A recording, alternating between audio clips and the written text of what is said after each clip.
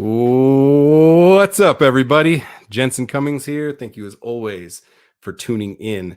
Today is Best Served Podcast 291, and we're on to episode 5 of 8 on Best Served New Volume 2. Look Who's Cooking with Ching Ren Hugh. We're talking about traditional versus fusion. You've heard this kind of going throughout, right? The story of Ching's family, of her mother and father, from Shanghai, Hong Kong, to Cedar Rapids, Iowa, right? That whole journey there, how she's navigating the dishes from the family cookouts and the beef noodle and these different elements that like are really memorable, the mustard greens, things like that, and bringing them contemporary and putting them in a position to kind of understand the next evolution for her personal journey and the idea of fusion. Now, still trying to find that place where we're understanding what traditional and what fusion is and how we thoughtfully navigate that and make sure that the dishes are still always thoughtful, they're authentic, and so super important. So want to bring Ching in to speak on that a little bit more. Ching, good to see you. Good to see you as well. All right, so this is an important thread for you. You're taking a very personal story, you're putting your riff on it, your spin on it, you're modernizing it, you know, and it's sometimes easy to kind of spin off your axis and just because you can, should you. So I think you staying very tethered to that, and I think you will. I have no doubt that you will. What happens when your staff, what happens when your community and their interpretation, their understanding of it is going to be so important. So that's what I really want to dig in today. Any vulnerabilities that you feel in that? Any moments where you say, like, I got to get this message across and you don't quite know how? Anything you feel very confident in? Give me an idea of kind of where your head's at when you think about traditional versus fusion. You bet. I mean, as always, you know, you wonder if you have like, am I good enough to do this? Am I doing it the right way? Am I living up to the expectations and the benchmarks either that I've set for myself, or subconsciously, like it's just kind of dangling out there of like, what the hell am I doing? You know, and just you know, trying to do justice to delicious cuisine that my parents taught me growing up. I appreciate that. Look, you're going to do it justice because you give a shit. Like you really care. The intent matters. I can't tell you how much intent matters. When I track back somebody's successes and mistakes, there's always this nucleus, and intent is entangled in all of that. So I think you're going to be absolutely fine from that. Now, you can have some vulnerabilities with your staff understanding it, with the community and your customers understanding it. There for sure is some potential there, which is why being rock solid on your story is so important. It's why I'm just a broken record. Story, it's story, it's story. It's our ability to communicate that. So I want to really dig into that. And that is why I'm so excited. We're going to bring in Kimlai Yingling now to speak with us. And Kimlai, good to see you. Hi, me and my highlighter. I'm highlighting the menu. Yes. Kimlai is a pro. She's got the menu that you sent over to us. She's been making notes, all kinds of stuff. And for, you know, the 7 people out there who aren't familiar with Kimlai, if you've ever watched anything food content wise, from Food Network to any of the blogosphere to any digital platform, you've seen Kimlai, especially if you're out in the LA market, for sure. You're a household name out there. And then eatenasian.com absolutely has set a really strong foundation for what I think Ching wants to build, is the ability to bring our Asian cultures, all 3 of us from different Asian culture background, to the forefront, make it exciting, culturally relevant, accessible, right? You know, and there's new ingredients, new words and pronunciations. And I think all of us are navigating how we bring that forth thoughtfully, with it still having authenticity, yet not taking it so seriously that it can't just be fun. It's food. So I think that's what I want to dig into. So Kimlai, let's start off thinking at a high level, traditional versus fusion. Where does your head go? And then let's dig into some specific menu items and kind of pull them apart and see what we can come up with. Sure. You know, I think sometimes people, I think the word fusion gets a bit of a bad rap. I don't think it's a bad word at all. And I think if done correctly, it could be an amazing thing, you know, because I wrote this yesterday, but it's like you think back like of our grandmothers, grandmas, and like some of the things that they were making, they did have to infuse dishes with different ingredients, you know, because maybe some things were not accessible, like a traditional herb might not have been accessible. And so they had to get what was available at the store. And so, oh my gosh, they used it and it turned into something else, I also think it's, when people talk about authentic dishes, it's like what may be authentic to me might not necessarily be authentic to you. So if you create a recipe, that's something that is authentic to you. The thing though with these types of words is that I feel you really have to educate your customers. You have to bring them in as to why you've infused something together. Why is this authentic to you? For example, I created a watercress salad this morning, but I used dragon fruit and toasted walnuts. As an Asian, that's not how we eat watercress salad. Right. And that's not how I remember eating it. But my story is that when I was younger, my mom used to take me with her to this little riverbank, and we would go, well, I didn't pick, but she was there with her friends picking. I'm sure I was just wandering around doing whatever, but it has such good memories for me. But I was also, there's a reason why I put it with the dragon fruit and a reason why I used an agave vinaigrette. And I explained that and what kind of flavor that you're going to get. So the dish makes sense, So this is your first food truck, yes? Yes. Okay. I noticed like on some of the items, why are you choosing to do, let me ask that. Are you trying to incorporate traditional with fusion, or are you mainly trying to do fusion? And if so, why? Why are you doing either one? For me, comfort food is Chinese food. Like anytime that I'm seeking a sense of, I need a taste of home, that's where I gravitate. And I think that's one of the harder cuisines as well. My partner's gluten-free. And so for having accessibility to safe Chinese food, for her, and just kind of taking a riff on that and playing with flavors, because that's really what I love to do, is just kind of playing with different flavors and sauces. It's a great question. So wait, so you're doing, so that's traditional. And then you do have a few fusion items, correct? On the menu. Yeah. So what's making you right out of the gate go with some fusion items instead of keeping them all traditional to start?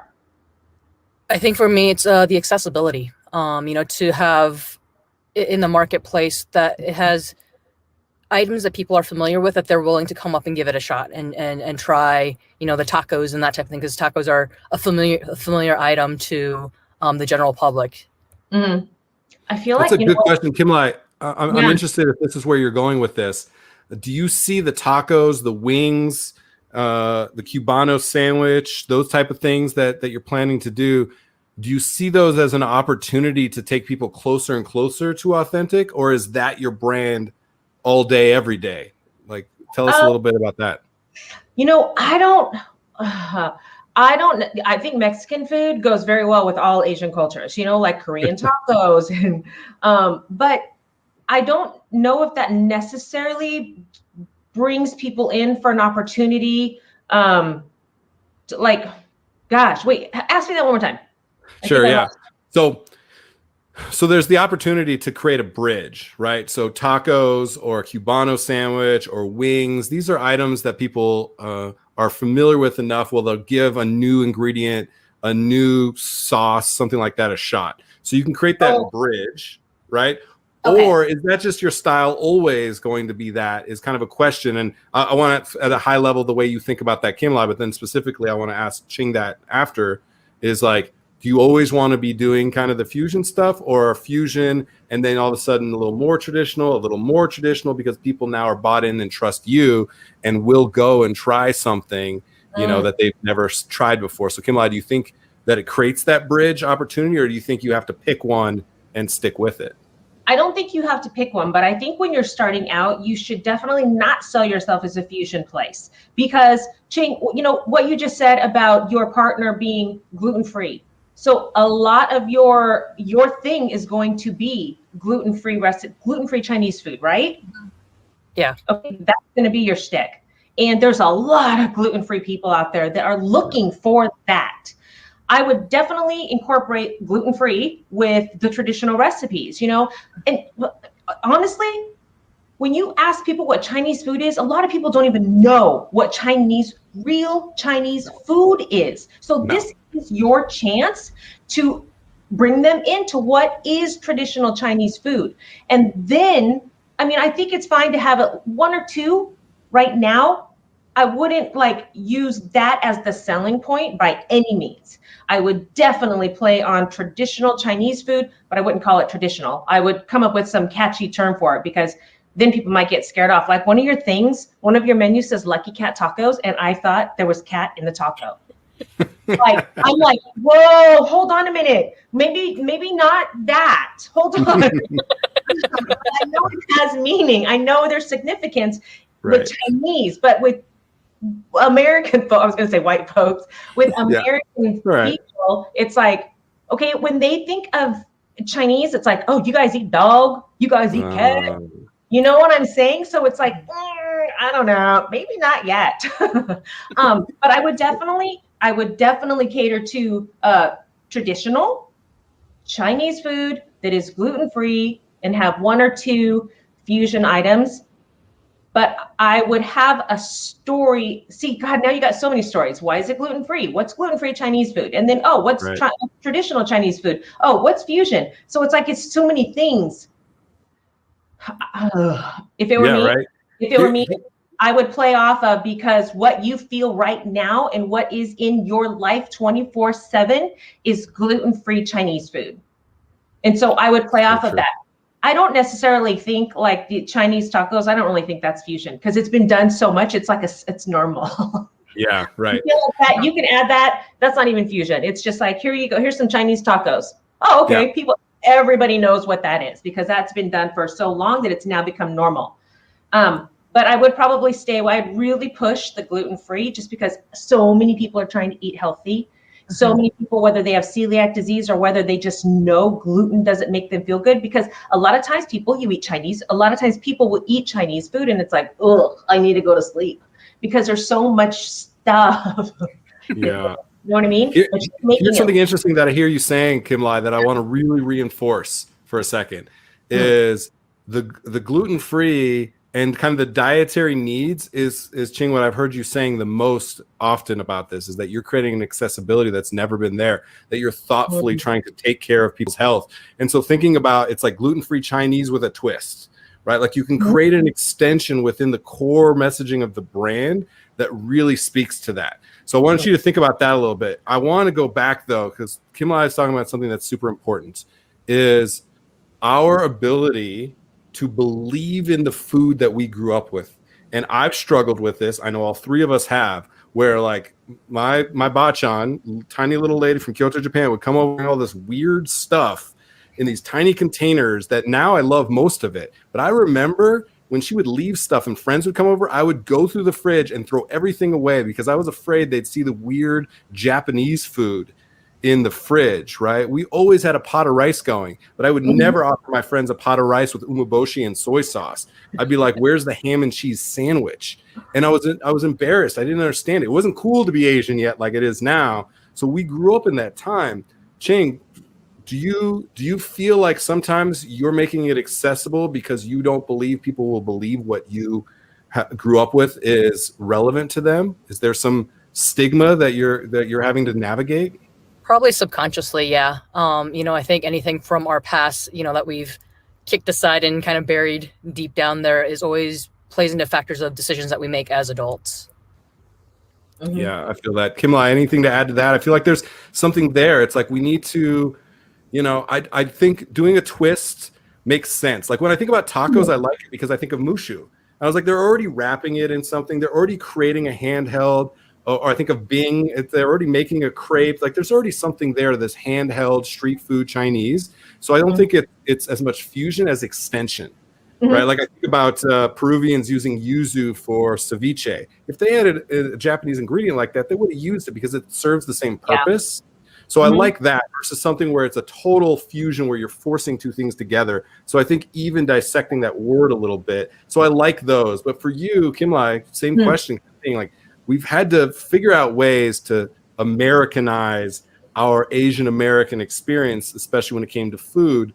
So are you seeing now is the time to like embrace that? Is there still a little bit of stigma? Like, break that down a little bit. Okay, I feel like I've always embraced it. My mom was more of the one trying to Americanize the ingredients, the recipes. And I was always like, hey, what I want to know, like, what's real. I want to know how you ate it in Vietnam. But when she came here, you know, I mean, she didn't even speak English, and she's living with a white guy, my dad, a white guy, and we're surrounded by white people, you know, and she needs to make dinner, and she only has accessible to her American ingredients. So she's like trying to make her stuff, but fit in and incorporate all these other ingredients. So I'm used to the regular, like tikka and the gan chua and pho, and I guess like well, it's not regular to Westerners, but regular to Vietnamese people, like the main dishes. But a lot of them were Americanized just a little bit. And I didn't really like that, because I swear, I feel like I should have been born in Vietnam. Like I lived there in a past life. I want those flavors. And so that's like, for me, I'm constantly pushing out information about, I had one guy come up to me, the bun cell, it's the egg, what do you call it? Rice flour with the turmeric, and it's a yellow. It's like a pancake with the jicama and the bean sprouts. It's a Vietnamese dish. But I had one guy. He was a chef, and he was catering this event. And he goes, "Oh, we're doing Vietnamese food." And I'm like, "Oh, that's awesome. What do you guys have?" And he goes, "We've got that egg crepe." And I'm like, "Egg crepe? Like we don't eat egg crepe. What's that?" And he said, that yellow thing, it's kind of sizzly, and it makes like an omelet, but it's yellow, and you put shrimp and everything in it. And I'm like, bun coon or bun cell. Sorry, you guys, it's called bun cell. And I was like, that's not egg. He goes, it's yellow. And I was like, that is turmeric. It's like, what the heck? And so I'm trying to always educate people, because I think it's fascinating. And so I think it's going to come off. I'm excited about it, and I want other people to be excited about it, But I think that's just like, Ching, I think you are obviously excited about what you're doing and about this path that you chose, the gluten-free path. That when I say chosen this path, that's what I'm talking about. The gluten-free part of it. And you want to share the traditional recipes, I don't think that what you're doing is really fusion. And so I wouldn't even focus at all on that, And like I said at the beginning, like fusion gets such a bad rap, because like Jensen was saying, people take one ethnic cuisine, mix it with another ethnic cuisine. Sometimes people just do it because they want to, and it might not make sense. It might not taste good, but it might look really crazy on a platter, and you might be able to charge a lot for it. It looks really good on Instagram, but people in the culinary world know that those ingredients don't go together. But people that don't know will buy that. And so I think it gets a very bad rap. Nothing on your menu looks really fusion-y. I liked what Jensen was saying, where this is time. God, you really got to push that gluten-free. I'm not kidding, because that's hard to find. Big time. Really hard to find. And you got a story with all of this. And you can tie your partner in. There's the story, the gluten-free story is right there. You're not gluten-free, right? I try to eat gluten-free when I can, but I have more of a soy intolerance, so that's kind of the fun part of all of that. But you have two stories to tie in with why you're using the ingredients you're using, and the fact that you can use different ingredients and still keep the traditional Chinese tasting traditionally like Chinese. And then this is so fun for you, because you have an opportunity to, when you talk about like throwing in a few dishes, like a few fusion dishes, well, you didn't talk about that, but we were talking about throwing in a few fusion dishes. Don't throw in a few fusion dishes, throw in a few really old school Chinese dishes. You know what I'm saying? And like people like, whoa, this is Chinese? What? It's like, yeah, I wouldn't do a lot of it. Start off with just one at first, because you're educated. These people are not familiar with this kind of stuff. Like you asked about Vietnamese food. It's like, I know about banh mi and pho. Oh, there's more? It's like, yes, there's a lot more. I appreciate that you actually said pho and not pho, because I think that's more likely from the crowd you're talking about. Oh, I love that pho stuff. I was like, I love that you're willing to try something new. Thank you very much. And you bite your lip and you smile and say, yeah, try something new and learn to pronounce it. Yeah. Oh my God. I have no problem. That's a whole other show for sure. There's one thing, Kimlai, you said that I want to have Ching kind of reinforce a little bit.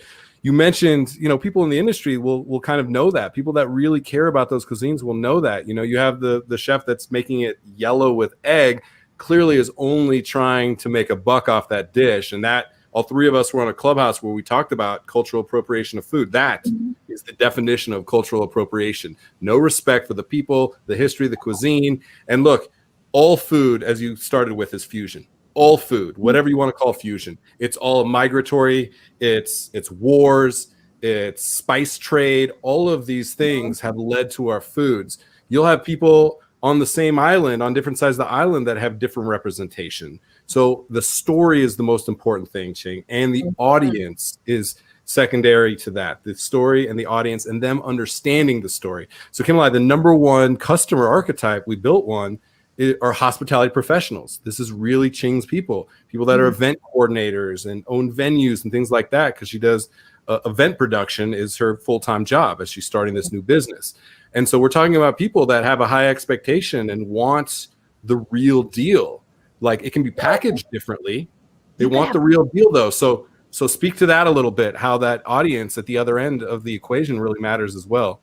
Well, absolutely. Oh my God. Well, first off, you need to schedule a tasting with those specific folks, bring them in and let them have a taste. Like, you get in a room with them and you explain to them each dish that they're getting ready to eat, what they're eating, what that dish means, where it came from, what the ingredients are, and that it is real Chinese food. You know what I'm saying? Blow them Let's away. go. Yeah, I know what you're saying. If they, they're going to be your best salespeople, because salesperson, whatever, you know what I'm saying? Because you can't be in all these places at one time. You're going to be in your place focusing on creating the dishes. You need other people that can be your voice out there, but they're not going to know what to say or resonate with your story unless you tell them your story. You know what I mean? Mm-hmm. In a personal, how do you say, like comfort? Inclusive? No. Yeah, something like that. We're calling her food inclusive cuisine, so you're spot on. In an intimate setting. So that's why I think it's very important to target who these people are that are going to be getting you your clients, you know what I mean? Or they are going to want to use you for catering. Bring them in and give them a taste of not only the food, but of your history, and explain to them why it's gluten-free and why that's important. They don't necessarily have to tote that it's gluten-free if they don't want to, you know what I mean? Because it's probably going to taste just as good. But if they maybe they're doing this convention for gluten-free folks, and by God, they want real Chinese food. Where are they going to go? Like, that's legit. You know what I'm saying? They're going to go to you because this other person actually tasted the food and can vouch for you, and now is going to sell you to them, and boom, your client. There you go. Money. Mike, drop. I love it. Ching, I want you to reflect on this and give us a little bit. Talk to us for a second here, because that is your audience. It is your experience. And you have a huge opportunity. And we all understand the vulnerability of being like, I just want to give them something they know and like a little bit that they don't. I want to flip that, maybe package it in a way, make it feel like the consumption of it maybe has to feel comfortable, that they're like, I've had this type of thing on a food truck before, yet the ingredients are unique and the story is unique. Because when you get all those people in the room, and look, I know lots of people love you. You have an amazing following. You have such a good community around you, which has been so refreshing to see through this process, that will be like, this Cubano is amazing. And that's good. They'll tell 2 or 3 people about that. They tell them the story of the Lucky Cat taco and what it represents to you. They'll tell everybody they know. And that's the amplitude that you're going to need to build this thing. So when you think about that audience, do you think, can you reflect on the fact that they want to hear that story, and that it's your responsibility to tell them, because nobody else is right now? You could be the one. Yeah, that I totally hear what the two of you are saying too. And I'm like, okay, and like, time to get back to the drawing board and get back to work on some of the menu items too, and kind of fine tune them a little bit. And I'd had a couple of venue folks over couple months ago now, and I was just kind of playing with the menu items, and so I treated them to lunch, and it was fun to get their feedback and just kind of get them. They've been kind of my little cheering crowd along this journey, and anxious to get to opening day too. So you need that support for sure. I think I want you to challenge yourself. And Kimlai's energy is through the roof. And I told you it was going to be high energy today. I think it's important. I want you to challenge yourself. I don't think you're back to the drawing board. I think it's one minute correction. I think it's a little bit of thoughtfulness. If you can't write the 250-word article about the story of it, then it's vulnerable. If you can tell a story about it and that story is meaningful, then it doesn't matter what the actual exchange of food is if you're selling the story. So I want you to really think about that. You know, a couple of the dishes I think are right there, and you just need to reposition the story. And a couple of them I think are maybe one departure too far, one step too far, because they go purely into fusion for the sake of fusion. And you might want to pull that back in a little bit. But that Which one is that? I'll tell you which one I think it is. Let's go. Which one did you think it was? It was a little too far. Of which? Of too far into fusion? Yeah. I thought actually the Lucky Cat tacos with the orange chicken and the vermicelli and the tacos was maybe one touch too far. What'd you think? Cubano maybe? I could see the Cubano being a little bit. I thought the pho rolls. Because no offense, Chang, it always cracks up when they try to take pho out of the bowl. And so it's like, oh, and then it reminded me of, what do you call those things that you dip that end up getting all soggy? The Philly dip? No, French dip? French dip? Oh, God, and the bread's all like soggy because you dunked it into the dip. It's like, oh my God, this isn't pho? Where's the... Okay, I got to tell you something funny, Ching. On your 3-4-2-1 pork tacos, I just got this visual, like whoever's working in the truck, it's like anytime someone orders that, everyone goes, 3, 2, 1 tacos! Every time, whenever you go get sushi and they're like, da, da, da, da, whatever they say. That's amazing. Actually, what I think we should do is we should get a recording of Kimlai doing that, and you just push play every time somebody says amazing.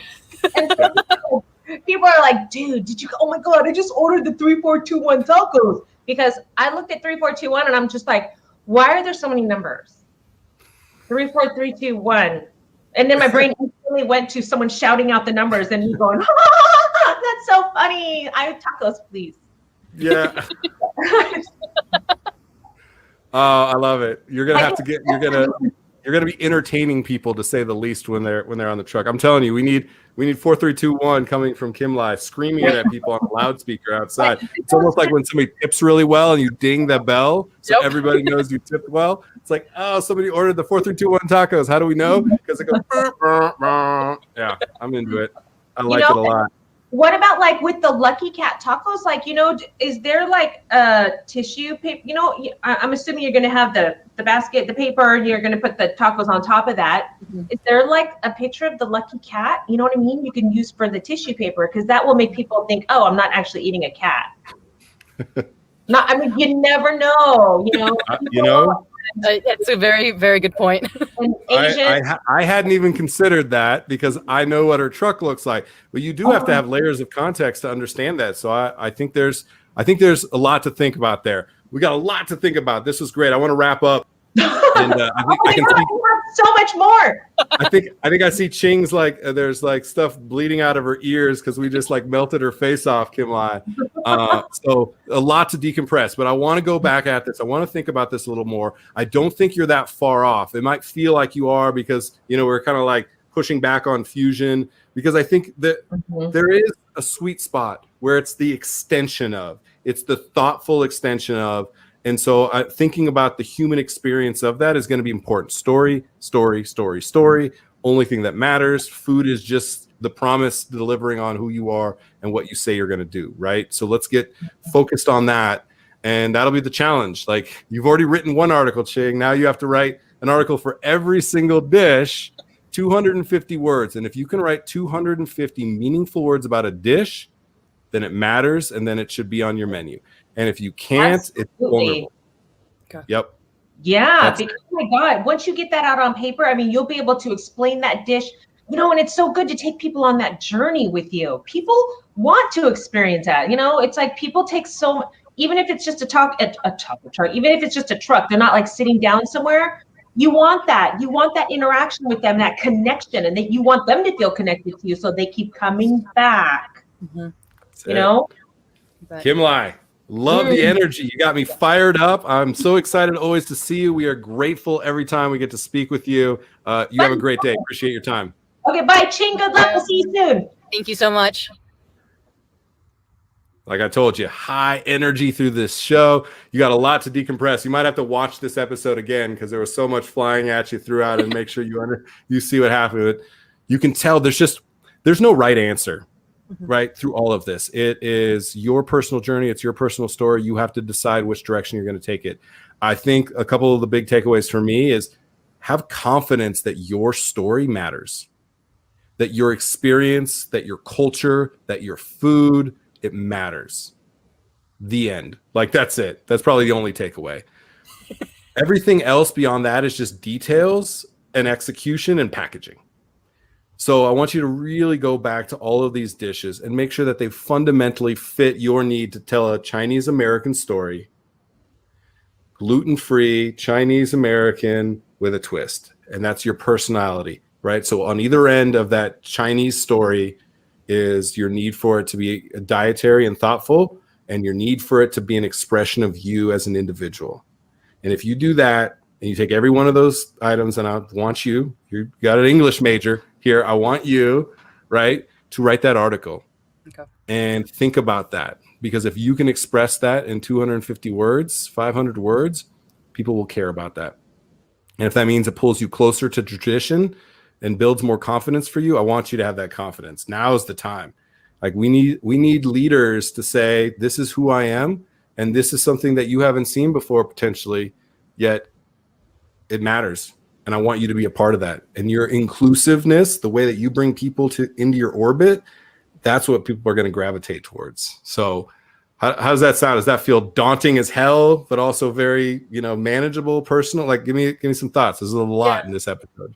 There was a lot, and I think my brain's still kind of processing everything. It was just tossed at me. So I'm excited to go back and watch the episode, but start dissecting the menu a little bit more, I think, and just kind of fine tuning things and figuring out what's going to stay and what might not stay, and what else might go in its place if a spot opens up, if you will. Yeah, I think that's good. Feel as much as possible, think less through that process. Okay. I think that's going to be something important. I think you are a very cerebral person. I know this in our interactions, you overthink a lot of things. Like, just let it come from here. Trust your community. Allow them to, tell you real talk, yes, it's time for you to take away the fusion as a comfort blanket and really focus on traditional with a twist. Allow yourself that little opportunity of tacos, because it's a clear extension of a way that absolutely the Chinese would wrap something in some kind of corn or flour, something that's already baked into the culture as it is. They just maybe haven't put those ingredients in it. So I think there's a huge opportunity there as a dish that might seem like fusion, that is just clearly an extension of your traditional Chinese story and Chinese food. So, all right, Ching, that was a lot. I appreciate this. Next week, we're going to start talking about the business model a little bit, talk about food trucks. You're about to open the food truck. You've been dealing knee deep in permits and all kinds of stuff. So we'll bring in another guest coach, talk about that. But next week's episode, how food truck businesses work. And this is you're building the plane in midair. So I appreciate that this is going to be a challenging concept to understand, but I think it's important for us to kind of dive in and get some of your reflections and see some things that have worked in the past and from other people's experience. So we're going to dig into that. Awesome. All right, Ching, you have a great day. Go take a nap. This is a lot. Go decompress. You bet. Appreciate you. Have a good one. You too. All right, everybody. That is it for this episode. Once again, Best Served Podcast 291, traditional versus fusion. And, I threw the verses in there. Maybe it's not verses. It's like, how do they thoughtfully intermingle with each other? How do we find those intersections that are meaningful? And as always, I am a broken record. It's story, story, story. It's the human experience. People buy why you do what you do, not just what you do. And so we got to really, really focus on that story. And Ching has an amazing story and amazing community. So we really need to make sure that they are there to amplify kind of her personal and her cultural journey. That is it for this episode. Appreciate you all, as always, for tuning in. Cheers.